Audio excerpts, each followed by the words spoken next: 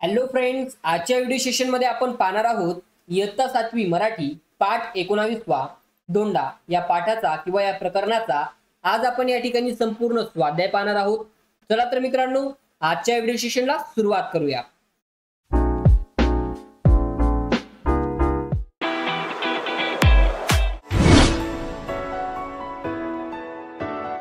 Study with Sandeep sir या आपल्या YouTube channel मध्ये तुमच्या सर्वांचं स्वागत आहे। मित्रांनो, तुम्ही जर आपल्या या YouTube चॅनलवर नवीन असाल तर आपल्या YouTube चॅनलला सबस्क्राइब करून सोबतच बाजूच्या बेल आयकॉनला क्लिक करून ऑल नोटिफिकेशन ऑन करा, जेणेकरून तुम्हाला नवनवीन स्वाध्यायाची नोटिफिकेशन सर्वात आधी मिळत राहील। चला तर मित्रांनो, आजच्या स्वाध्यायाला सुरुवात करूया। बघा, या ठिकाणी पहिला प्रश्न दिलेला आहे, खालील आकृत्या पूर्ण करा। या ठिकाणी पहिली आकृती दिलेली ती म्हणजे राजूचे गुणविशेष। या ठिकाणी जे काही राजूचे गुणविशेष होते मित्रांनो, ते आपल्याला या ठिकाणी सांगायचे आहेत। पहिला आहे अतिशय चलाक, दुसरा आहे चाणाक्ष, तिसरा जिज्ञासू, चौथा हुशार आणि पाचवा चौकस बुद्धीचा। त्यानंतर दुसरी आकृती दिलेली मित्रांनो, ती म्हणजे राजूला सापडलेल्या धोंड्याची वैशिष्ट्ये। या ठिकाणी बघा, पहिलं वैशिष्ट्य आहे गुळगुळीत, खरखरीत, फुगीर व जड। त्यानंतर अंगातून विशिष्ट प्रकारच्या लहरी सोडणारा। त्यानंतर प्रखर प्रकाश किरण बाहेर फेकणारा, फेकल्यावर उड्या मारत जाणारा, हिऱ्यासारखा चमकणारा। त्यानंतर मित्रांनो तिसरी आकृती दिलेली ती म्हणजे शास्त्रज्ञ डॉक्टर पंडितांनी धोंड्याबद्दल सांगितलेली माहिती। धोंडा हा परग्रहावरील सजीव प्राणी आहे। मानवापेक्षा कित्येक पटीने तो बुद्धिमान असतो। सजीवांबरोबर तो निर्जीव वस्तू देखील घेऊ शकतो। प्रजनन क्षमता असल्यामुळे दुसऱ्या धोंड्याची निर्मिती करू शकतो। अमेरिकेच्या एका प्रांतात हे धोंडे नुकतेच सापडलेत। चला मित्रांनो, पाहूया पुढील प्रश्न। प्रश्न क्रमांक 2, हे केव्हा घडले ते लिहा। या ठिकाणी बघा, राजूला नवीन धोंड्याची गंमत वाटली। हे केव्हा घडले मित्रांनो?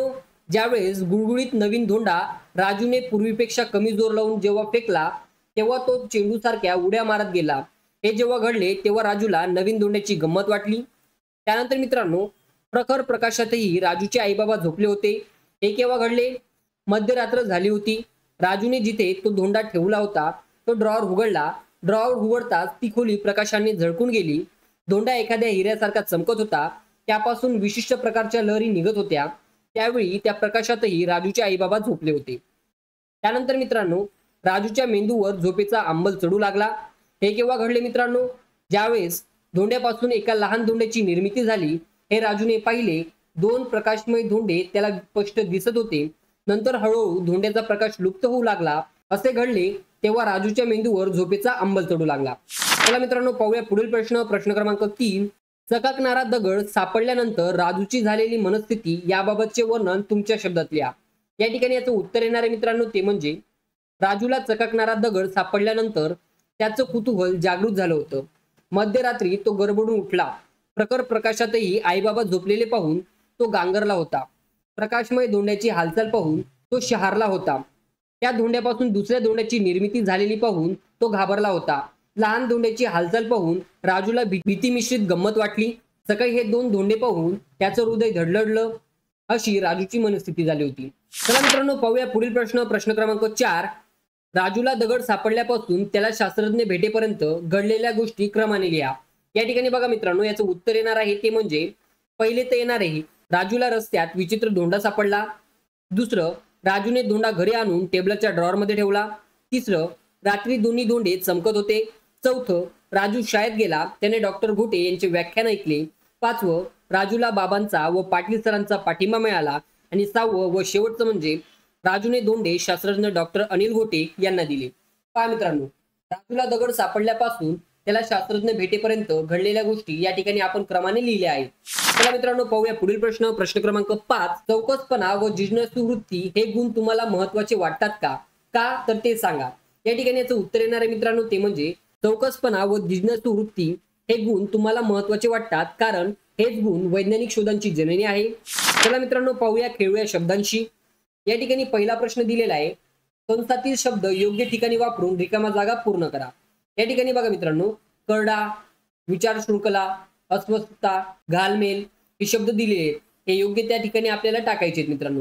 सर्वात आधी बघा, पहिली रिकामी जागा दिलेली आहे ती म्हणजे लेखकांची डॉट डॉट तुटल्यामुळे त्यांना खूप राग आला।